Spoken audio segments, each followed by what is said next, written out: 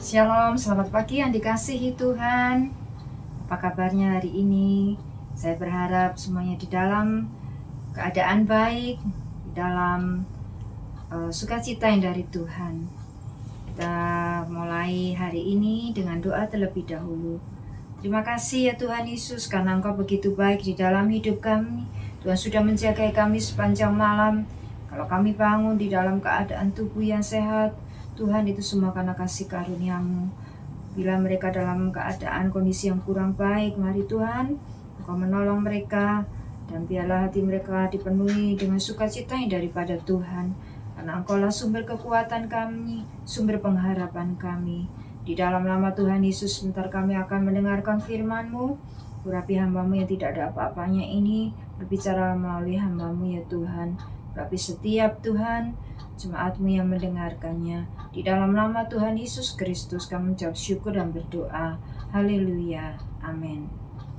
Pagi hari ini firman Tuhan bertemakan mendidik anak. Kita akan membacanya di dalam Amsal 22 ayat yang ke-6.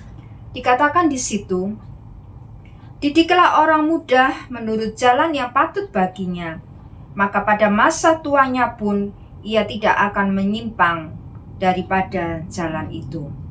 Saudara yang dikasihi Tuhan, anak adalah merupakan anugerah Tuhan di dalam sebuah keluarga. Sebagai orang tua, memiliki tanggung jawab besar di dalam membimbing dan membesarkan anak-anak mereka. Peran orang tua tidak hanya sebatas memberikan kebutuhan secara materi, tetapi juga membentuk karakter dan iman anak-anak. Pendidikan rohani sejak dini perlu diberikan, karena akan menjadi fondasi kuat di dalam mereka menjalani kehidupan di dunia ini. Mendidik anak di dalam ajaran Tuhan berarti menanamkan nilai-nilai kebenaran dan kasih pengampunan. Ajari anak-anak di dalam takut akan Tuhan. Ajari mereka hikmat, yaitu takut akan Tuhan, dan koreksilah mereka ketika diperlukan. Karena Tuhan memberikan ajaran kepada yang dikasihinya, seperti seorang ayah kepada anak yang disayangnya. Orang tua tidak cukup hanya memberi nasihat dan larangan, tetapi orang tua juga harus menjadi teladan di dalam tutur kata, sikap, dan perhatian. Sebab anak-anak lebih mudah meniru apa yang mereka lihat daripada hanya mendengar apa yang diajarkan. Hana adalah sosok ibu yang menunjukkan keteladanan dalam mendidik anaknya Samuel.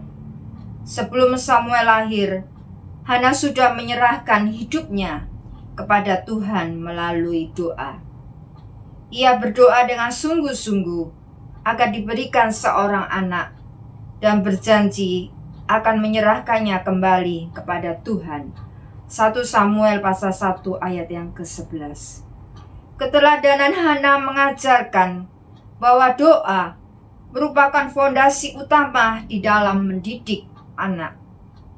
Orang tua yang berdoa untuk anak-anaknya akan melihat penyertaan Tuhan dalam kehidupan mereka.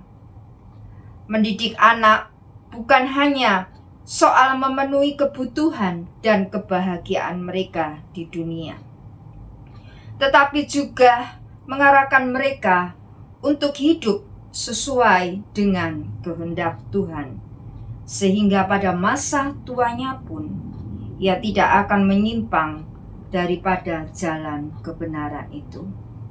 Marilah kita merenungkan bahwa orang tua memiliki peranan yang penting di dalam membawa anak-anak mereka untuk takut akan Tuhan dan menghormati Tuhan.